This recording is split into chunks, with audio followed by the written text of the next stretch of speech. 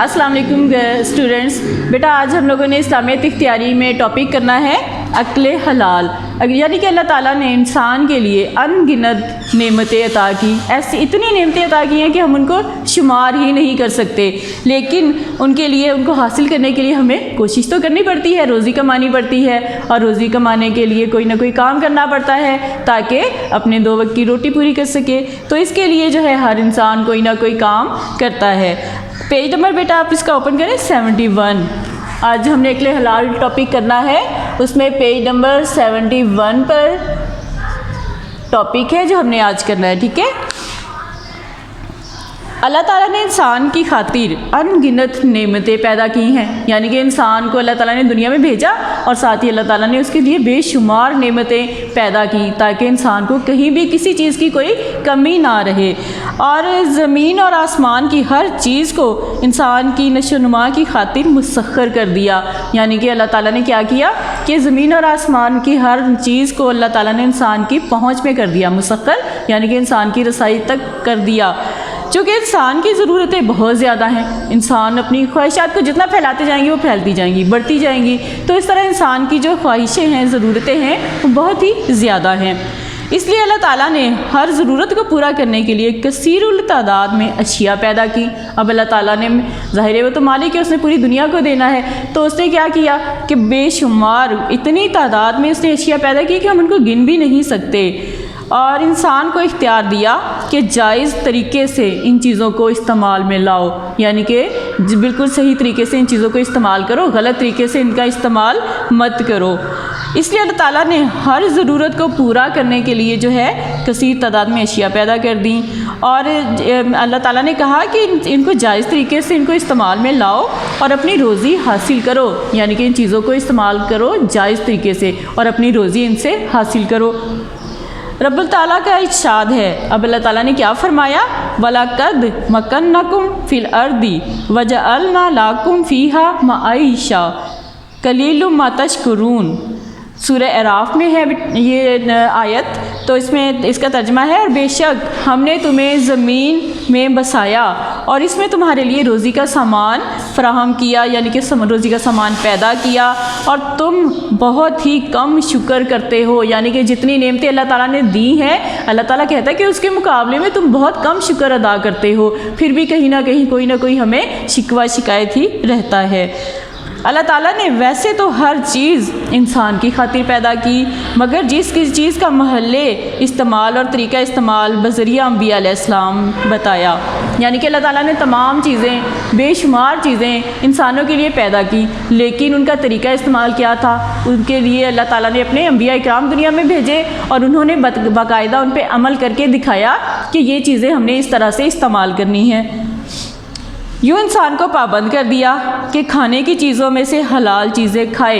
अब चीज़ें तो बहुत ज़्यादा थी, अब उसमें हराम भी थी, हलाल भी थी, हर तरह की थी, लेकिन उसमें से कौन सी चीज़ें हलाल हैं जो कि इंसान के लिए फ़ायदा मंद है, वो हलाल हैं। तो उन चीज़ों के इस्तेमाल के लिए अल्लाह ताला ने इंसान को जो है पाबंद कर दिया कि इस चीज़ों से हटकर अगर खाओगे तो वो तुम्हारे लिए नुकसानदेह होंगी।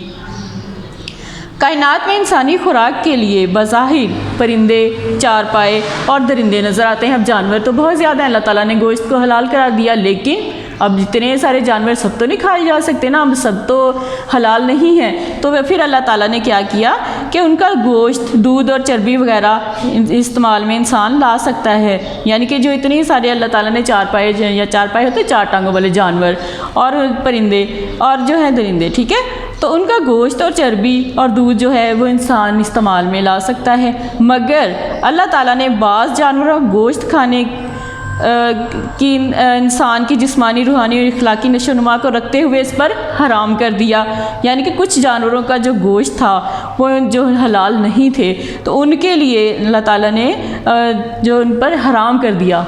کہ یہ جو ان جانوروں کے گوشت تم نہیں کھا سکتے، کیونکہ یہ اخلاقی نشو و نما کے لیے اور روحانی اور جسمانی نشو و نما کے لیے نقصان دہ ہیں، تو اس لیے ان جانوروں کے گوشت جو ہے حرام قرار دے دیا گیا۔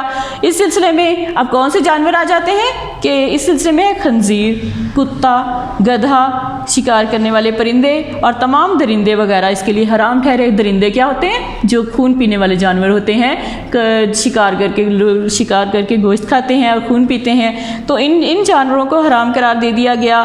خنزیر جو ہے، جس کا نام لینا بھی گناہ ہے، وہ بہت ہی گندا جانور ہے، تو اس کا گوشت حرام قرار دے دیا گیا۔ کتا ہے، گدھا ہے، یعنی کہ ایسے جانور ہیں جن کو حرام قرار دے دیا گیا۔ اکل حلال جس پر اسلام زور دیتا ہے اور جس کے لیے حضور صلی اللہ علیہ وسلم کا فرمان ہے، اکل حلال یعنی کہ حلال روزی، ٹھیک ہے؟ تو حلال روزی کے بارے میں آپ صلی اللہ علیہ وسلم کا کیا فرمان ہے کہ طلب کسب الحلالی فریضۃ بعد الفریضۃ، حلال روزی کی تلاش عبادت کے بعد دوسرا فرض ہے، یعنی کہ ہم عبادت کرتے ہیں لیکن جو حلال روزی ہے اس عبادت کے بعد دوسرا فرض کیا ہے؟ حلال روزی کمانا۔ اس کا مطلب یہ نہیں کہ جن چیزوں کو اللہ نے انسان کے لیے حلال کیا ہے، اب اس کا یہ مطلب نہیں کہ ایسی چیزیں جن کو اللہ تعالیٰ نے حلال قرار دے دیا ہے کہ یہ چیزیں حلال ہیں، تم ان کو استعمال میں لاؤ، ان کو کھاؤ، اور انہیں جس طریقے سے چاہے استعمال میں لائے۔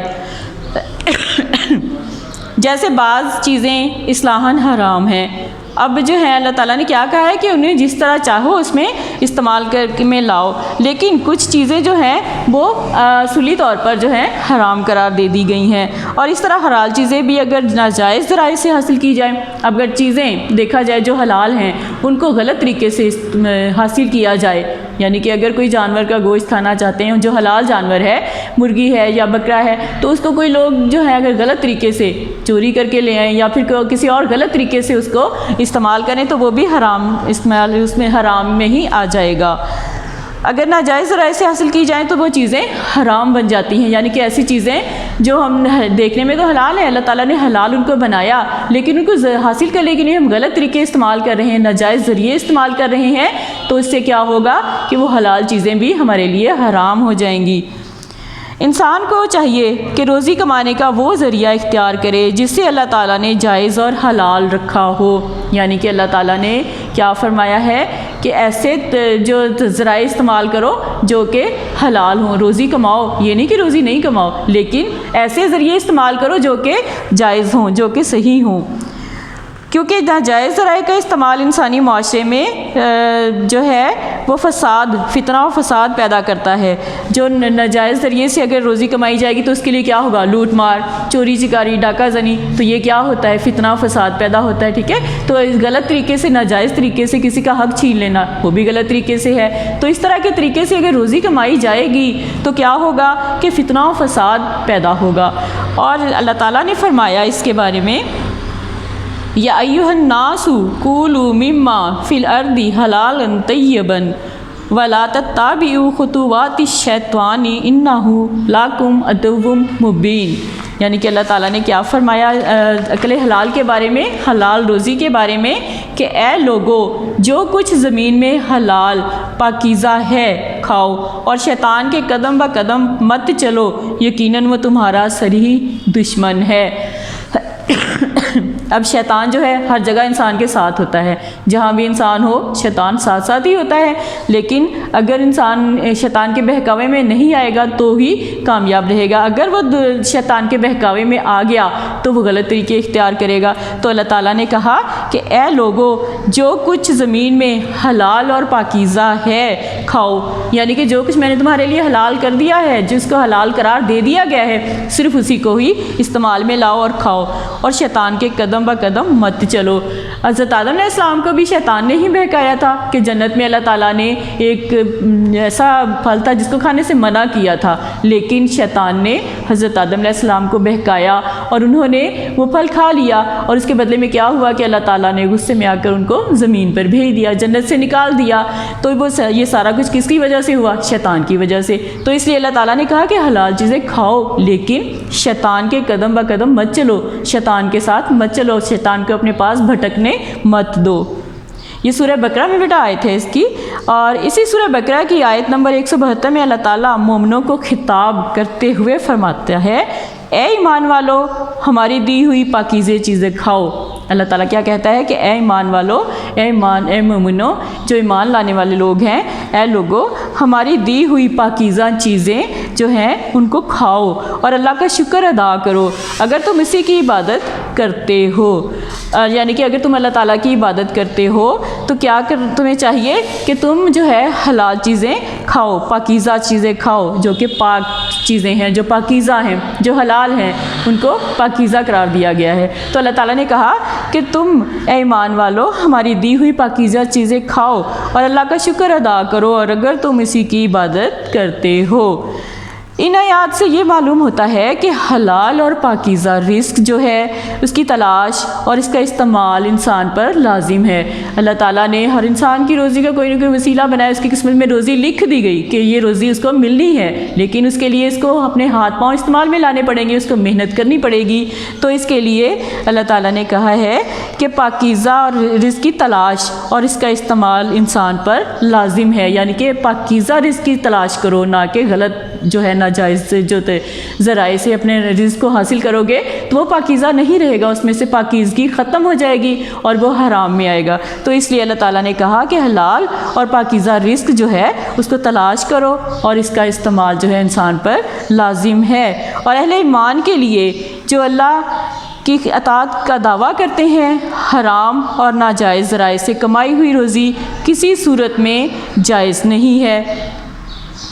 اب اہل ایمان کے لیے کیا ہے کہ جو حرام اور ناجائز ذرائع سے روزی کمائی گئی ہے وہ کسی بھی صورت میں حلال نہیں ہے۔ جو لوگ ایمان لے آئے ہیں، ایمان والے جو لوگ ہیں، اور ان کے لیے کیا ہے کہ جو اللہ تعالیٰ کی اطاعت کا دعویٰ بھی کرتے ہیں، ایمان بھی لے آئے ہیں اور مسلمان بھی ہیں، تو وہ ان کے لیے حرام اور ناجائز ذرائع سے جو کمائی ہوئی روزی کسی صورت میں بھی حلال نہیں ہے۔ یعنی کہ ایسی روزی جو ناجائز ذرائع سے حاصل کی گئی ہو، غلط طریقے سے حاصل کی گئی ہو، کسی سے چھین کر حاصل کی گئی ہو، کسی لوٹ مار یا ڈاکہ زنی سے حاصل کی گئی ہو، تو ایسی روزی جو ہے وہ کسی بھی طریقے سے مسلمانوں پر یعنی کہ ایمان والے لوگوں پر جو اللہ تعالیٰ کی اطاعت کرتے ہیں ان لوگوں پر یہ روزی جو ہے کسی طرح بھی حلال نہیں ہے بلکہ حرام ہے۔ اب بیٹا اس کے میں کوسچن آنسر آپ کو شارٹ کوسچن آنسر کے لکھواتی ہوں، آپ اپنی نوٹ بک پر اس کے آنسرز جو ہیں بک کے اوپر مارک کر لیجیے گا اور کوسچن جو ہیں وہ اپنے نوٹ کر لیجیے گا نوٹ بک پر، ٹھیک ہے؟ اور بہت نیٹ طریقے سے، اچھے طریقے سے آپ نے نوٹ کرنے ہیں آنسرز اس کے۔ اوکے بیٹا اب اس کا سوال لکھنا شروع کریں۔ سوال نمبر 1 ہے،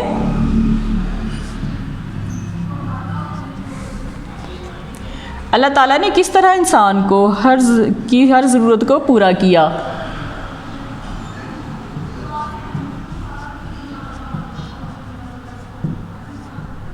انسان کی ہر ضرورت کو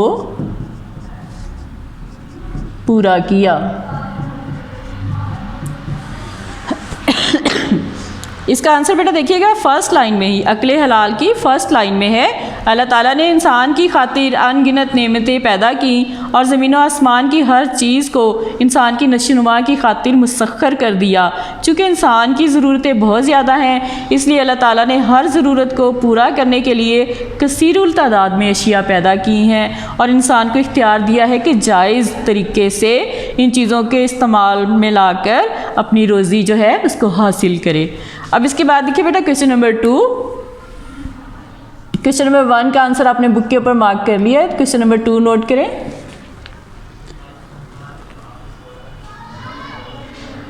عقل حلال کے بارے میں ارشاد باری تعالیٰ کیا ہے؟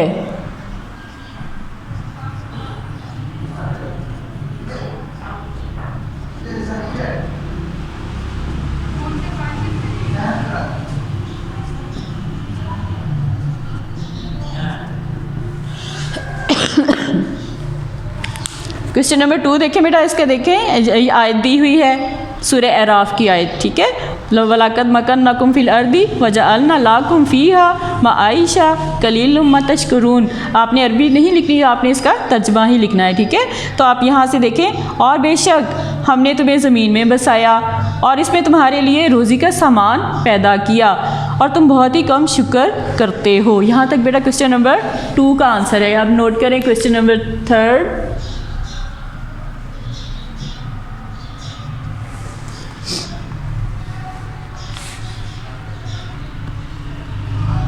اللہ تعالیٰ نے چیزوں کے استعمال کا طریقہ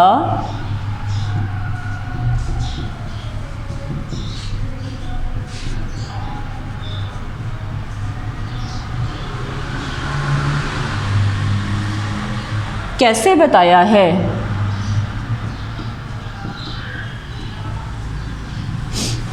کوشچن نمبر 3 ہے بیٹا. آپ دیکھیے اس کا کوشچن نمبر 3 کا آنسر دیکھیں. پیراگراف جو آپ نے ابھی کوشچن 2 کا آنسر کیا تھا سورہ اعراف کا ترجمہ, ٹھیک ہے, اس کے نیچے لائن آ رہی ہے اللہ تعالیٰ نے ویسے تو ہر انسان کی خاطر پیدا کی ہے, ہر چیز انسان کی خاطر پیدا کی ہے, مگر چیز کا محل استعمال اور طریقہ استعمال بھی بذریعہ انبیاء علیہ السلام بتایا. یعنی کہ اللہ تعالیٰ نے جو ہے چیزوں کے استعمال کا طریقہ کیسے بتایا؟ اپنے نبیوں کے ذریعے سے, انبیاء علیہ السلام کے ذریعے سے. یعنی کہ انہوں نے ان چیزوں کو استعمال کر کے بتایا, لوگوں کو باقاعدہ پریکٹیکلی طور پر بتایا, ویسے بھی بتایا اور خود عمل کر کے دکھایا کہ اس طرح سے ان چیزوں کو استعمال کرنا ہے. ٹھیک ہے, تو انبیاء علیہ السلام کے ذریعے سے چیزوں کے استعمال کا طریقہ بتایا.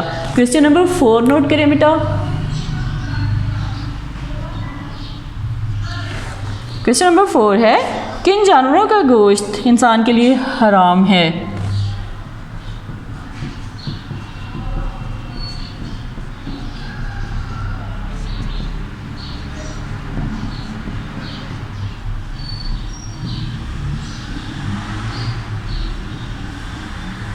کوشچن نمبر 4 دیکھیں کن جانوروں کا گوشت انسان کے لیے حرام ہے.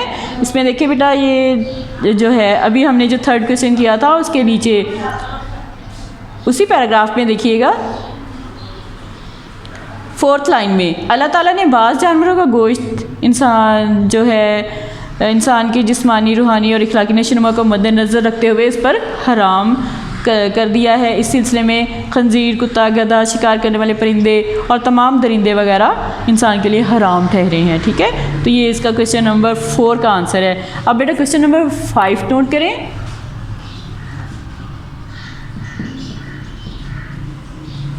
کوشچن نمبر 5 ہے حلال روزی کے بارے میں آپ صلی اللہ علیہ وسلم کا کیا فرمان ہے؟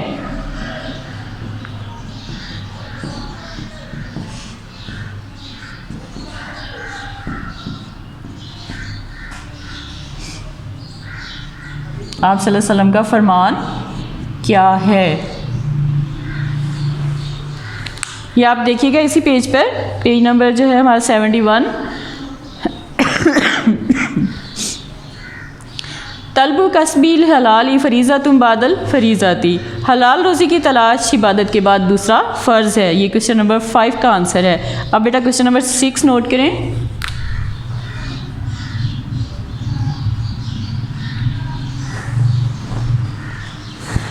روزی کمانے کے لیے ناجائز ذرائع کا استعمال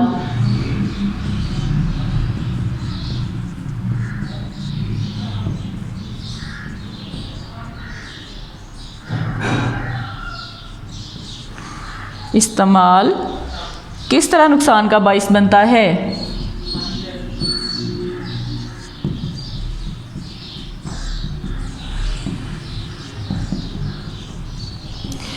کوشچن نمبر 6 کا آنسر دیکھیے گا بیٹا لاسٹ پیراگراف میں دیکھیں. لاسٹ پیراگراف کی 2nd لائن انسان کو چاہیے کہ روزی کمانے کا وہ ذریعہ اختیار کرے جسے اللہ تعالیٰ نے جائز اور حلال رکھا ہو, کیونکہ ناجائز ذرائع کا استعمال انسانی معاشرے میں فتنہ و فساد پیدا کرتا ہے. یہاں سے بیٹا کوشچن نمبر 6 کا آنسر ہے آپ کا. اب یہ کوشچن بیٹا نوٹ کر لیں, ان کے آنسرز جو ہیں بک کے اوپر مارک کر لیں, اور ہو سکے پاسبل ہو سکے تو آپ نوٹ بک پر بھی ان کو نوٹ کیجیے گا تاکہ آپ کو اچھے طریقے سے یاد ہو جائیں. اوکے بیٹا, آپ کا آج کا لیکچر کمپلیٹ ہو گیا ہے. اللہ حافظ.